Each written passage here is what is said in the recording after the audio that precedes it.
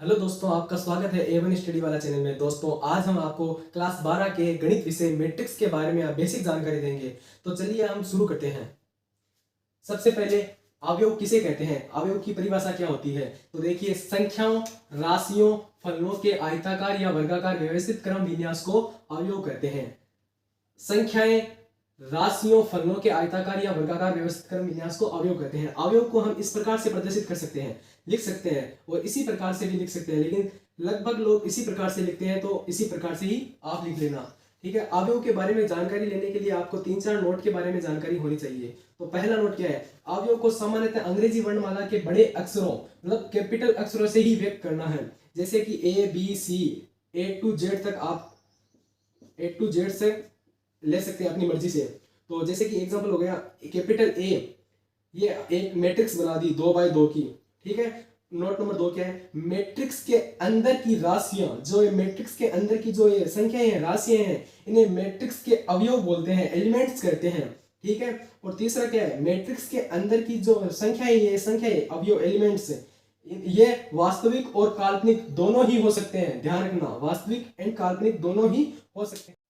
Hello दोस्तों, अब हम अवयव की कोटि के बारे में बात करते हैं। ऑर्डर ऑफ मैट्रिक्स क्या होता है।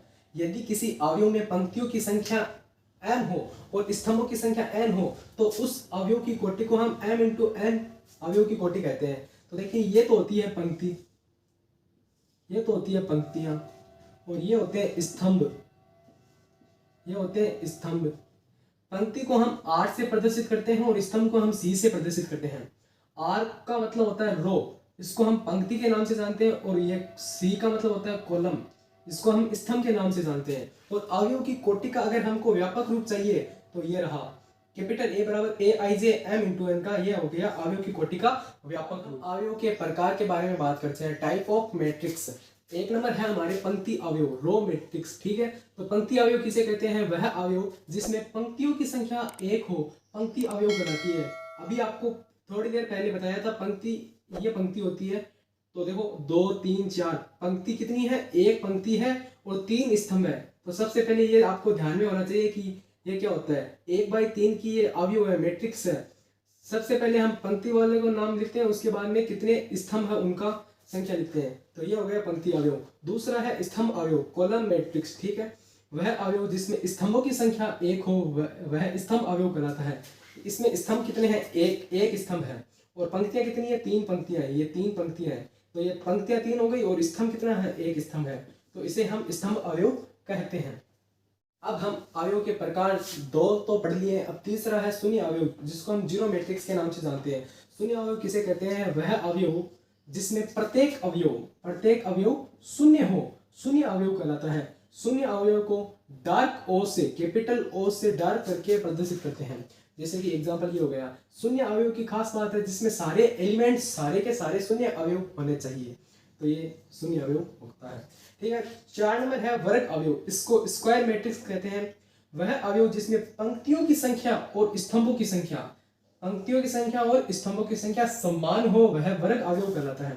अब पंक्तियों की संख्या और स्तंभों की संख्या समान का मतलब क्या होता है, ये पंक्ति और जो स्तंभ है ये दोनों बराबर होने चाहिए, जिसको हम वर्ग मैट्रिक्स कहते हैं, स्क्वायर मैट्रिक्स कहते हैं। जिसमें इसमें 3 पंक्ति हैं और 3 ही स्तंभ है, तो इसको हम वर्ग अवयव के नाम से जानते हैं। 5 नंबर विकर्ण अवयव, वह वर्ग अवयव जिसमें मुख्य विकर्ण के अतिरिक्त से सभी अवयव शून्य हो, विकर्ण अवयव कहलाता है। जो ये मुख्य विकर्ण होता है ना, ये मुख्य विकर्ण होता है, ये मुख्य विकर्ण होता है। इनको छोड़कर जो बाकी अवयव है ये सभी शून्य हो, तो उसे हम विकर्ण अवयव कहते हैं। ये सब एक दूसरे से रिलेटेड है। जैसे कि पहला वाला वर्ग अवयव समान होना चाहिए, जैसे कि 2 स्तंभ और 2 पंक्ति होनी चाहिए। उसके आगे विकर्ण अवयव, तो विकर्ण अवयव में क्या होना चाहिए, ये मुख्य विकर्ण के अवयव 0 नहीं होने चाहिए और बाकी सभी अवयव 0 होने चाहिए, तो उसे हम विकर्ण अवयव कहते हैं। ठीक है। ये एक एग्जाम्पल हो गया। और जैसे कि एक एग्जाम्पल आप ये देख सकते हैं, इसके मुख्य विकर्ण के जो अवयव है उनको छोड़कर बाकी सभी 0 है, तो इसे हम विकर्ण अवयव के नाम से जाना जाता है। और यह वर्ग अवयव भी होना चाहिए, जैसे कि 3 ही इसमें पंक्ति है और 3 ही इसमें